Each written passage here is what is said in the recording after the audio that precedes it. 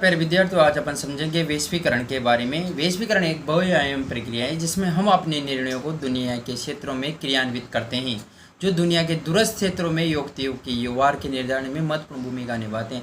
यानी कि एक जगह से दूसरे जगह के जो व्यवहार प्रदर्शित होते हैं, एक जगह से दूसरी जगह का जो जुड़ाव होता है, उसे सामान्य अर्थों में अपन वैश्वीकरण करते हैं। यानी कि दुनिया का एक मंच पर आकर एकत्रित होना, दुनिया का एक मंच पर आकर जुड़ जाना ही वैश्वीकरण कहलाता है। इसके अलावा इसके महत्वपूर्ण बिंदु क्या होते हैं कि वैश्वीकरण के प्रमुख तत्वों में सामान्यतः क्या कहा जाता है। वैश्वीकरण के मेन अर्थ सामान्यतः क्या होता है, इसका प्रभाव होता है। वैश्वीकरण का सामान्यतः अर्थ अपन देखें तो क्या होता है, प्रभाव होता है। ये प्रभाव पूंजी का भी हो सकता है, वस्तुओं का भी हो सकता है, और श्रम का भी हो सकता है, विचारों का भी हो सकता है। यानी कि एक जगह से दूसरी जगह जो प्रभाव होता है उसे अपन वैश्वीकरण कहते हैं। चाहे वो वस्तुओं का प्रभाव हो, पूंजी का प्रभाव हो, या श्रम का प्रभाव हो, या फिर विचारों का ही प्रभाव क्यों ना हो, मुक्त प्रभाव होता है ना, उसे वैश्वीकरण कहा जाता है। वैश्वीकरण को एक भूमंडलीकरण भी कहा जाता है। यानी कि पूरी दुनिया जब एक मंडलीकरण हो जाए उसे वैश्वीकरण कहा जाता है। ये एक बहुआयामी प्रक्रिया है,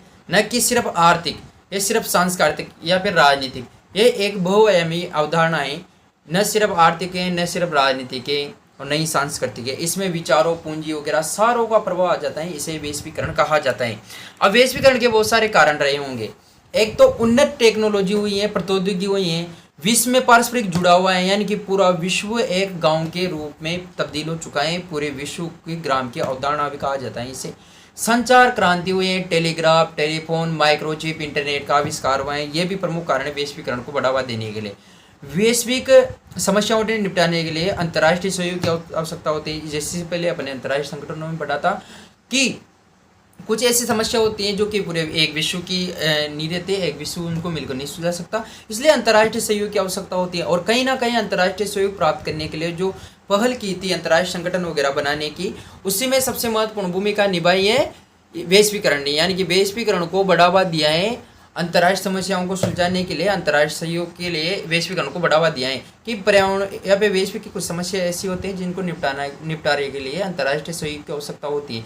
इसके अलावा तकनीक के द्वारा का भी विस्तार हुआ है, मुद्रण तकनीक, छपाई के वगैरह का आविष्कार हुआ है, विस्तार हुआ है, जिसके कारण से भी वैश्वीकरण को बढ़ावा मिला है। अब वैश्वीकरण की विशेषता क्या कह रहे हैं, क्योंकि इतनी बड़ी एक क्या बोलते हैं, जुड़ा हुए मुक्त प्रवाह है विचारों का, श्रम का, पूंजी का, जो ये प्रवाह है ना, इसकी विशेषता क्या रह सकती है। एक तो पूंजी, श्रम, वस्तु, विचारों की गतिशीलता एवं मुक्त व्यापार को बढ़ावा मिला है। पूंजी को, पैसे को बढ़ावा मिला है, श्रम को बढ़ावा मिला है, एक जगह से दूसरी जगह कार्य करने के लिए आसानी से जा सकते हैं अपन देशों में। इसके अलावा वस्तुओं को बढ़ावा मिला है, एक जगह की वस्तु दूसरी जगह आसानी से अपन खरीद सकते हैं। इसके अलावा विचारों को भी गतिशीलता मिली है, मुक्त प्रवाह हो चुका है। अब उसके अलावा पूंजीवादी व्यवस्था कायम हुई है पूरी दुनिया में, खुलेपन की व्यवस्था कायम हुई है, विश्व व्यापार में वृद्धि हुई है धीरे धीरे, देशों के बीच आपसी जुड़ाव और अंतर्निर्भरता बढ़ी है, देशों के बीच आपसी जुड़ा हुआ है, अंतर्निर्भरता बढ़ी है। आर्थिक घटना जैसे मंदी हो गई, तेजी हो गई, महामारी हो गई, इन सब में विश्व का सहयोग मिलता रहा है। ये वैश्वीकरण की प्रमुख विशेषताएं। इसके अलावा देखो, दोनों किसी भी चीज के दोनों पहलू होते हैं, एक तो सकारात्मक भी होता है, नकारात्मक भी होता है, ठीक है, पॉजिटिव नेगेटिव। अब इसके वैश्वीकरण के भी कुछ ऐसे उदाहरण हैं जो पॉजिटिव हैं, जैसे कि विभिन्न विदेशी वस्तुओं का भारत में उपलब्ध होना। पहले सारी चीज़ें महंगी मिलती थी और कहीं ना कहीं अपने पास एक या दो ही ब्रांड होते थे, लेकिन अभी वर्तमान में देखें ना अपन, तो बहुत सारे ऐसे ब्रांड हैं जो कई दुनिया के देशों के, लेकिन आप उन्हें आसानी से खरीद सकते हैं क्योंकि आपके पास उपलब्धता हो गई। भारत के पास जो विश्व की जितनी भी वस्तुएं वगैरह हैं उनकी उपलब्धता हो गई है। युवाओं को कैरियर के नए अवसर मिले, नए नए रोजगार के अवसर खुले हैं वैश्वीकरण के कारण आने के कारण। भारत में जो सॉफ्टवेयर पेशेवर है ना, उनको विश्व स्तर पर उनका प्रभुत्व रहा है। जो सॉफ्टवेयर इंजीनियर वगैरह हैं, इनको पूरे विश्व में जाना जाने लगा है वैश्वीकरण के कारण।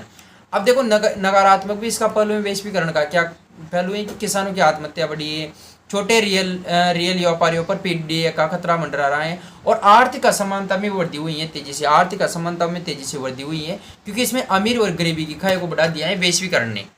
इसके अलावा वैश्वीकरण के क्या क्या प्रभाव हो सकते हैं। पहला प्रभाव देखते हैं अपन, राजनीति में क्या प्रभाव पड़ा वैश्वीकरण का। एक तो राज्य की भूमिका सीमित हो गई है, कानूनी व्यवस्था और सुरक्षा तक ही रह गई।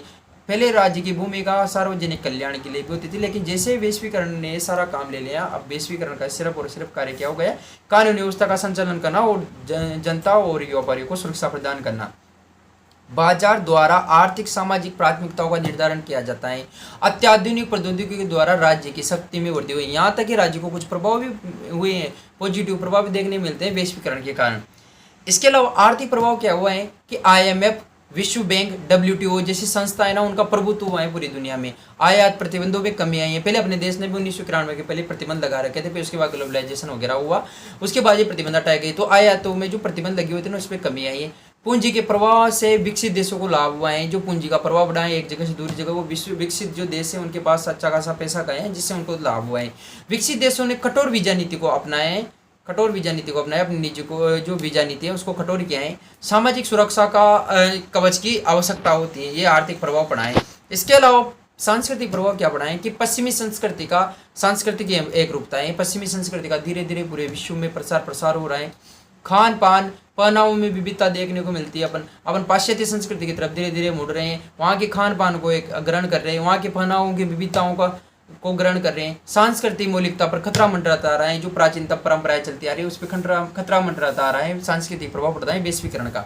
सांस्कृतिक विविधता भी देखने को मिलती है, क्योंकि संस्कृति अधिक विनिष्ट हुई है, यानी कि खत्म होती जा रही है अपने भारत की संस्कृति। अब भारत का वैश्वीकरण की जो पद यात्रा रही है वो किस प्रकार से रही। आज़ादी के बाद अपने संरक्षणवाद की नीति अपनाए, आत्मनिर्भरता की नीति अपनाए। इसका प्रभाव क्या हुआ कि कुछ क्षेत्रों में विकास हुआ, परंतु समग्र रूप से विकास नहीं हो पाए हैं। अपन कुछ क्षेत्रों में पिछड़े रह चुके हैं। आज़ादी के बाद ये नीति अपनाई, संरक्षणवाद और आत्मनिर्भरता के बाद। इसके अलावा अपन को यहाँ पर बहुत सारे प्रतिबंध, यानी कि विदेशी कंपनियां यहाँ नहीं आ सकती, उनके ऊपर लाइसेंस वगैरह की प्रणाली लागू थी। इसके बाद अपन ने नई आर्थिक नीति को अपनाई, खुलेपन की नीति को अपनाया। दुनिया के सामने हमने पूरे दरवाजे खोल दिए अर्थव्यवस्था के, जिसको ग्लोबलाइजेशन, प्राइवेटाइजेशन और लिबरलाइजेशन कहते हैं, उदारीकरण, वैश्वीकरण, निजीकरण की व्यवस्था को अपनाया। इससे आर्थिक वृद्धि है ना 5.5% से लेकर 7.5% तक बढ़ी है। वर्तमान वैश्विक एकीकरण की नीतियां अभी वर्तमान में वैश्विक एकीकरण की नीति चल रही है, जिसमें सॉफ्टवेयर क्षेत्र में वर्चस्व रहा है और विश्व के बड़े बड़े पदों पर भारतीय आश्रित हुए हैं। ये प्रभाव है। अब वैश्वीकरण का विरोध भी किया जा रहा है भारत में, जैसे वामपंथी आलोचक क्या कहते हैं कि इसमें राज्य की शक्ति कमी हुई है, क्योंकि पहले राज्य का बहुत सारा काम था, अब सिर्फ उसका कार्य क्या हो गया है, कानून का संचालन करना और सुरक्षा प्रदान करना। आर्थिक निर्भरता में बढ़ना, क्योंकि बहुत सारे ऐसे बड़े बड़े देश हैं जहाँ की बहुराष्ट्रीय कंपनियां उस पर अपनी आर्थिक निर्भरता बढ़ी है। धनी गरीब बीच के अंतर खाई को बढ़ा देता है, धनी वर्ग और गरीब को मध्य जो बड़ी खाई है वो बढ़ा देते हैं वैश्वीकरण, ये वामपंथियों का कहना है। इसके अलावा दक्षिणपंथी आलोचना क्या कहते हैं कि पारंपरिक संस्कृति को खतरा पहुंचाएं और सदियों पुराने मूल्यों को भी ह्रास हुए, यानी कि वामपंथी हो या दक्षिणपंथी दोनों ने वैश्वीकरण का विरोध किया है। इसके अलावा आते हैं अपने वर्ल्ड सोशल फोरम WSF, ये एक विश्व आर्थिक मंच है जहाँ पर विश्व की आर्थिक स्थितियों के बारे में चर्चा होती है। 2001 में ब्राजील में इसकी पहली बैठक होती है, 2004 में मुंबई में इसकी छोटी बैठक होती है। मानवाधिकार कार्यकर्ता, पर्यावरणवादी और मजदूरों का एक संगठन है जिसे वर्ल्ड सोशल फोरम कहा जाता है।